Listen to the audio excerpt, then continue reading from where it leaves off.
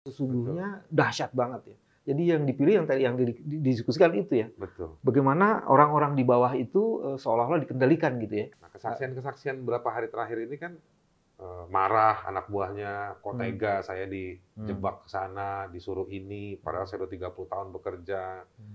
Bagus itu kesaksian-kesaksian itu. Tetapi sekaligus dalam gambaran yang lebih luas, ini kok kelihatannya berminggu-minggu hanya sekedar bahwa ada perintah ke bawah, lalu di bawah ini yang bekerja. Padahal kalau dilihat di sejumlah orang yang dimobilisasi, pejabat-pejabat di menengah ke bawah yang dimobilisasi, mereka itu juga punya atasan-atasan.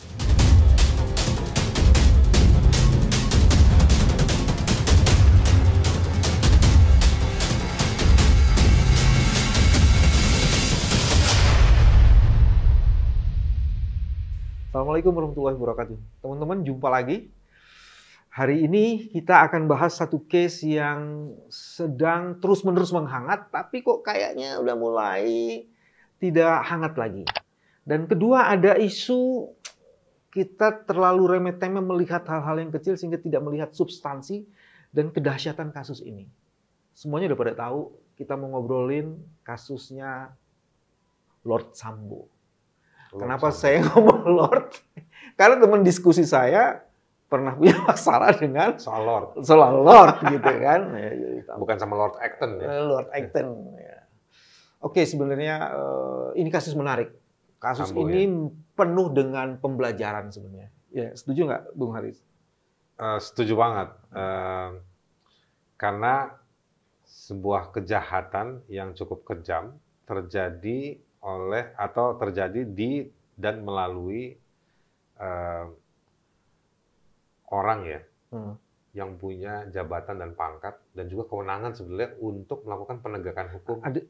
Ada tiga deh. Dia punya otoritas, dia punya relasi dan akses pada kekuasaan. Terus ketiga, dia punya uang yang banyak untuk bisa mengendalikan seluruh proses itu sebenarnya. Nah itu dia Mas. Di proses yang berapa bulan terjadi ini di Pengadilan Jakarta Selatan, Pengadilan Negeri Jakarta Selatan, ini kan lagi diperiksa terhadap Ferdy Sambo itu soal obstruction of justice, tuduhan tindak pidana obstruction of justice. Artinya obstruction of justice itu kira-kira adalah kejahatan justru dilakukan oleh penegak hukum atau oleh kejahatan terjadi untuk menghambat proses hukum. Nah, kan kalau kita lihat di banyak kasus, ada proses hukum itu dihambat oleh pihak di luar dari lingkungan penegak hukum. Dia punya kepentingan, tapi dia bukan menjadi bagian dari persoalan secara langsung. Iya, dia tindakannya dia sengaja untuk menghambat. Yang kedua, hambatan proses hukum itu terjadi karena ada orang di dalam institusi penegak hukum. Bisa dari yang pangkatnya rendah. Tapi ada lagi yang memang hambatan itu sengaja dilakukan, ya, atau diakibatkan secara terpimpin dari pejabat-pejabat tingginya. Jadi ada kewenangan lebih yang digunakan untuk membuat proses penegakan hukum itu tidak berjalan. Di titik ini ada tiga tuh, Bos. Satu, ini disebut dengan well organized. Karena itu diorganisasikan, ada konduktornya.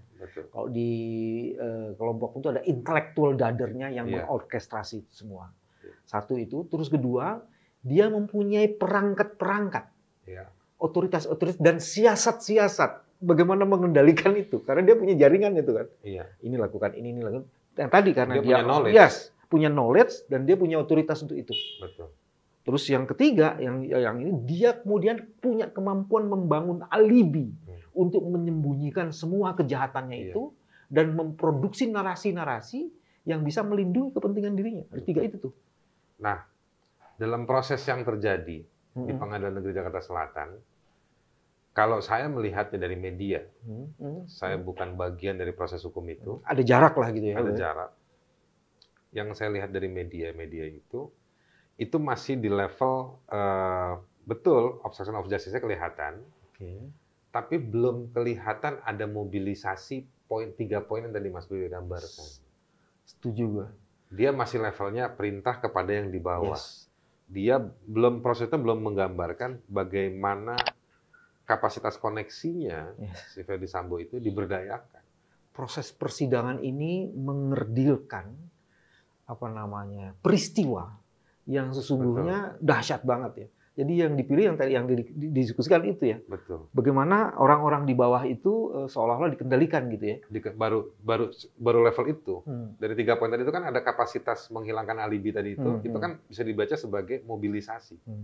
Nah, mobilisasi dari atas ke bawah untuk yuk kerjain ini. Yang dikerjain yang di bawahnya. Yang di bawah. Bagaimana koneksi mobilisasi itu nggak kejadian ya. Nah, kesaksian berapa hari terakhir ini kan marah anak buahnya, kok tega saya dijebak ke sana, disuruh ini, padahal saya udah 30 tahun bekerja. Bagus itu kesaksian-kesaksian itu. Tetapi sekaligus dalam gambaran yang lebih luas, ini kok kelihatannya berminggu-minggu hanya sekedar bahwa ada perintah ke bawah, lalu di bawah ini yang bekerja. Padahal kalau dilihat di sejumlah orang yang dimobilisasi, pejabat-pejabat di menengah ke bawah yang dimobilisasi, mereka itu juga punya atasan-atasan. Ada lagi cerita yang menariknya gini, Bos. Kejadian seperti ini bukan insiden. Ya. Dan kejadian seperti ini itu biasanya terbangun karena sistem dan karakter yang melekat. Ya. Baik pada pribadi maupun sistem di institusi. Ya. Ini bisa jadi bukan satu peristiwa saja, Bos. Ini sudah terjadi di berbagai, misalnya kalau kita kaitkan kasus Novel Baswedan yang dihancurkan, fisiknya seperti itu dan ingin dihina itu, bukankah itu juga proses yang sebenarnya dilakukan dengan yang tadi itu? Ada well organized crime yang beruniform, diduga beruniform, terus kemudian menggunakan seluruh aksesnya dan punya kemampuan membangun alibi, kasih aja orang yang ini, seolah-olah dia tersangka. Padahal dia ingin dipakai untuk melindungi kejahatan lain atau sesuatu yang lebih gede. Ini bonekanya ya. Dia pasang pupet-pupet itu. Ya, serangan ke Novel itu obstruction of justice itu. Yes. Dan dia dihadirkan lewat kalau kita sebutnya simbolisasi, tapi ini boneka lah. Supaya udah proses hukumnya udah jalan gitu. Padahal ini bukan pelaku yang sebenarnya. Alis kan mau bilang begini, jangan kita kejebak. Betul. Ada simplifikasi dan perdebatan-perdebatan receh yang menarik memang, cuman dia tidak akan pernah menyentuh the substance of the issues, the core of the issues itu. Saya khawatir bahwa ada fakta yang belum tergambarkan. Ini belum tergambar karena ketidakmampuan menggambar atau disengaja supaya tidak bisa digambarkan. Ya, jangan sampai juga penyidiknya terhadap dugaan obstruction of justice hanya bisa menemukan bukti di level yang bawah tadi itu. Kalau bisa menemukan bukti itu artinya dia sudah melakukan tapi tidak ketemu bukti yang lebih gedenya. Bukan karena kesengajaan. Karena kadang-kadang begini dalam soal persidangan tuh teknisnya, kita menemukan faktanya, tapi kita gagal memvisualkan buktinya, menemukan visual buktinya untuk dibawa ke persidangan. Kita menemukan peristiwanya, tapi tidak bisa mengkonfirmasi dengan evidence yang cukup lengkap. Makanya bedanya penyelidikan dan penyidikan itu. Ada satu lagi, dengan sengaja motifnya itu tidak dibongkar, tidak dibongkar sehingga kemudian peristiwanya itu menjadi peristiwa yang dari awal nggak ketemu motifnya. Sebenarnya kan gini, kenapa tadi kita awal ngomong tuh model-model obstruction of justice? Karena harusnya dengan jabatan, pangkat, kapasitas yang begitu besar, ada tesis awalnya, nggak hanya satu, tapi bisa lebih dari satu, bahwa dengan kekuasaan seperti ini, mobilisasinya tuh apa? Yang itu kemudian harus dipenuhi pembuktiannya, supaya ketika dibawa ke persidangan, gambaran itu tergambar. Nah, waktu sebelum ada persidangan, yang kita belum bisa menikmati kesaksian, BAP dibacakan itu, para saksi, kita masih melihat konstruksi besar itu. Tapi begitu di persidangan, kok kecil gitu. Kok kecil. Atau kejebak masuk dari argumen yang dibangun oleh lawyers, ini perselingkuhan cuy. Gitu. Ya itu nanti kan masih ada persidangan soal yang itu tuh. Tetapi soal yang pembuktian obstruction of justice-nya itu harusnya berangkat dari gambaran yang besar tadi. Dengan kewenangan dan kapasitas seperti itu bisa membangun alibi, bisa merusak barang bukti dan lain-lain. Ini bukan sekedar soal teknis, karena beberapa yang di level teknis itu mereka juga punya pimpinan-pimpinan. Saya setuju tuh sama Aris nih. Maksud saya gini loh, kasus ini sebenarnya bisa menjadi potret yang real bagaimana well organized crime berbaju uniform itu bisa melakukan keganasan dan kejahatan yang sangat dahsyat sekali. Cuman ini kita kok tidak masuk ke situ. Iya. Karena poin ini, Mas, untuk melanjutkan poinnya Mas B barusan, kasus ini sebetulnya memberikan pelajaran bagaimana memperbaiki polisi sebagai penegak hukum. Dari perspektif sebaliknya, dengan kita memahami modus operandi yang bekerja dan bagaimana relasi kekuasaan yang terbentuk, kita kemudian juga punya metode, punya alat. Betul. Oh, kayak begitu. Sehingga kemudian pembangunan karakter dari kekuasaan yang dilakukan oleh kepolisian bisa jauh lebih sempurna. Karena kalau tidak ke arah sana, ini akan membenarkan tesisnya orang bahwa lagi ada perang jenderal.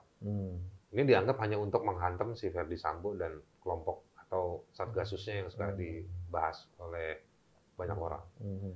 Nah, harusnya kan kita juga dapat oleh-oleh bahwa kasus ini adalah poin untuk memperbaiki institusi. Atau yang kedua, Bos, meskipun ini mimpi, tapi harus ada lah itu. Atau yang kedua, Bos, jangan mengatakan tidak ada perang jenderal. Jangan-jangan ini bukan sekedar perang jenderal. Bukan sekedar perang jenderal. Maksud lo nafikan ada perang jenderal? Ya itu adalah. Perang bintang nggak disebut perang jenderal. Oke, perang bintang, perang blok-blok bintang itu adalah. Ya kita juga tahu lah itu ya, meskipun tidak bisa menyebutkan kelompoknya siapa gitu. Di lapangan orang tahu. Tetapi juga kita harus ngerebut perbaikan institusi itu. Yes, setuju. Apalagi, Mas, apalagi di tengah polisi yang banyak didiskusikan, kepercayaan publik turun. Naik, kerjaan naik. Ya, tapi kan sempat turun gara-gara peristiwa. Iya, sempat turun. Kalau hari ini lo ngomong naik hasil surveinya. Tapi lanjutin dulu. Disahkan KUHP yang memberikan banyak kewenangan kepada polisi. That's the point. Gitu. Nah ini yang nggak banyak orang masih shock kan sama KUHP baru. Banyak orang juga nggak tahu, nggak shock mungkin karena nggak tahu. Tetapi KUHP itu intinya tugasnya ke polisi. Jadi kita kadang-kadang ngelihatnya tuh puzzle gitu ya, parsial-parsial. Tapi kalau naik sedikit, KUHP dengan delik yang eksesif itu diberikan otoritasnya pada penegak hukum, di mana penegak hukum itu trust publik terhadap dia lagi dipersoalkan. Iya. Apa enggak ini drakonian baru nih gitu loh? Kita bisa bilang kasus kayak gini banyak di level yang kecil, terujung-ujung tuh banyak. Tapi yang ada depan mata, bintang 2. Yang punya kewenangan menjadi polisinya polisi. Terus jadi pimpinannya Satgasus juga. Tapi justru sekarang tiba-tiba melakukan itu. Mudah-mudahan nggak ada kasus lain. Mudah-mudahan sebelum ini. Tapi kita yang depan mata aja nih. Ini ada yang kayak begini. Gue nih yang gue nggak senang sama Aris gitu. Lo ngomong mudah-mudahan nggak ada kasus lain, tapi lo ketawa itu sinis gitu loh. Karena agak miring dikit tuh di bibir. Karena sinis lewat senyum itu nggak ada pasal pidananya. Nggak ada pasal pidana. Jadi sinislah kamu karena itu tidak menjeratmu. Sarkasm itu nggak ada pasal, nggak ada pasal. Apalagi yang di sarkasm kita sendiri gitu. Nggak ada urusan dengan orang lain. Jadi itu dia, Mas. Jadi maksudmu apa tuh agak? Jadi mudah-mudahan nggak ada peristiwa kayak gini. Gue yakin lah. Amin. Walaupun cuma satu tiba-tiba jadi nih bintang. Mudah-mudahan nggak ada. Mudah-mudahan juga bukan mimpi di siang bolong. Nah, jadi kalau dibalik cara berpikirnya, kita juga mesti terima kasih sama Sambo, Verdi Sambo. Sambo sudah memperlihatkan kepada kita bagaimana modus operandi bekerja dalam sebuah sistem. Jadi Verdi Sambo itu bukan pada personanya, tapi juga pada, kalau pakai bahasa film, aktor-aktor yang ada dalam skenario ini semua. Gitu. Dan termasuk juga dari tim Mabes Polri yang mau mengungkap ini dengan segala negosiasi cerita yang kita terima, kita baca di media itu, perdebatannya kan kenceng tuh, ada Jenderal Bintang 3 yang sampai mau ngundurin diri kalau nggak di TSK-in dan lain-lain. Tapi ini semua, ya kita bisa bilang terima kasih lah.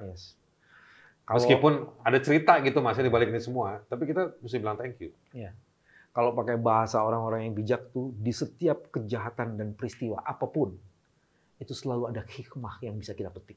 Betul. Dan hanya orang-orang yang berpikir yang mampu mendapatkan atau mengambil hikmah. Makanya kita harus latihan berpikir, nalar itu harus dihidupkan terus. Meskipun suasana ini makin mencekam. Tapi suatu ketika lo ngomong kerja, kan kerja harus berpikir. Kalau kerja nggak pakai pikiran nanti. Oh iya. Kita lagi bahas Sambo. Bukan bahas yang lain. Teman-teman, Sambo masih menyimpan begitu peristiwa atau kasus Sambo menyimpan begitu banyak dimensi. Kita baru ngomongin obstruction of justice. Belum isu yang berkaitan dengan pembunuhan, dugaan pembunuhan berencana. Kita akan kulik terus sampai dalam tuntas di channel yang keren ini. Terima kasih, sampai ketemu lagi. Salam keadilan. Mas. Soal Sambo harus berseri. Berseri. Karena ini bagus untuk pendidikan masyarakat. KUHP katanya harus berseri juga. Iya, KUHP harus berseri. Jadi syutingnya begitu, KUHP habis itu Sambo. Jadi begini deh. Teman-teman, kalau Anda setuju dengan ide Haris, kasih komentar di sini. Kalau tidak setuju, kasih komentar. Dan kalau ada sesuatu yang memang kita perlu perdebatkan, kasih komentar juga. Iya, betul. Saya ingin channel ini bermanfaat bagi kepentingan Res Publica. Selamat datang di channel ini dan kita akhiri sampai di sini. Terima kasih. Assalamualaikum warahmatullahi wabarakatuh.